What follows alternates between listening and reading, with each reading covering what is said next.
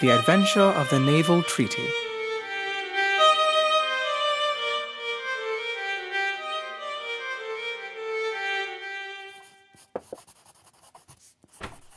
John?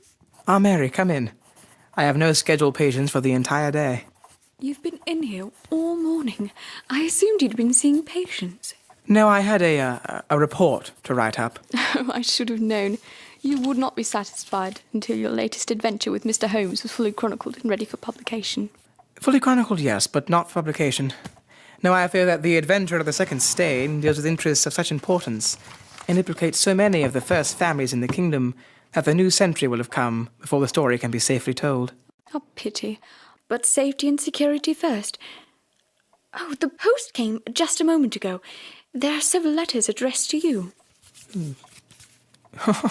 Great Scott. What is it, John? Letter from an old schoolfellow of mine, Percy Phelps. I don't believe you've ever mentioned him, although his name sounds familiar to me. Isn't he the nephew of Lord Holdhurst? Yes. A connection that did him little good in school. Poor Percy. But it was another thing when he came out into the world. Much the same age as myself, though he was 2 classes ahead of me. He must have been an exceptional student. Oh, quite a very brilliant boy. He won a scholarship that sent him on to a triumphant career at Cambridge. I heard vaguely that his abilities and the influence which he commanded had won him a good position at the Foreign Office. He had passed completely out of my mind until now. I wonder what he could possibly be writing to me about. Briarbury, Woking. My dear Watson, I have no doubt that you can remember Tadpole Phelps, who was in the 5th form when you were in the 3rd. It is possible even that you may have heard that, through my uncle's influence, that I was in a situation of trust and honor, until a horrible misfortune came suddenly to blast my career.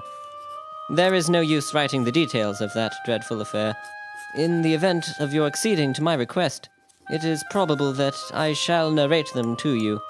I have only just recovered from 9 weeks of brain fever, and am still exceedingly weak. Do you think that you could bring your friend, Mr. Holmes, down to see me? I should like to have his opinion of the case, though the authorities assure me that nothing more can be done. Do try to bring him down, and as soon as possible. Every minute seems an hour while I live in this state of horrible suspense. Assure him that if I've not asked his advice sooner, it was not because I did not appreciate his talents, but because I have been off my head ever since the blow fell.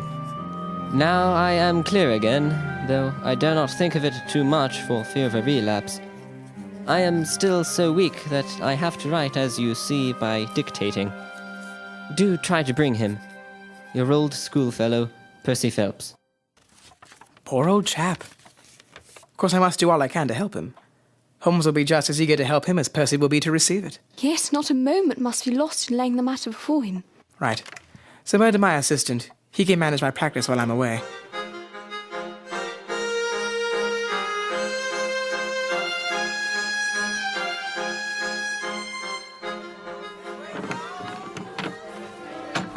Dr. Watson! How good to see you. Come in, come in. How are you, Mrs. Hudson? Well enough, sir.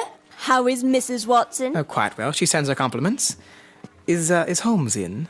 It depends on what you mean by in. He's conducting another one of those chemical investigations of his. He dips into this bottle and then into that bottle, and I don't know what all. It's beyond me. But I am certain he will see you. Thank you, Mrs. Hudson.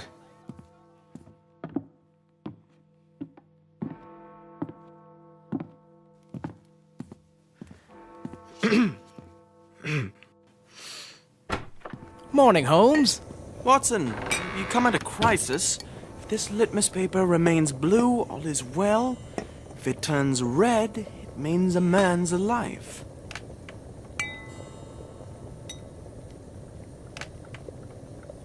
Aha! I thought as much.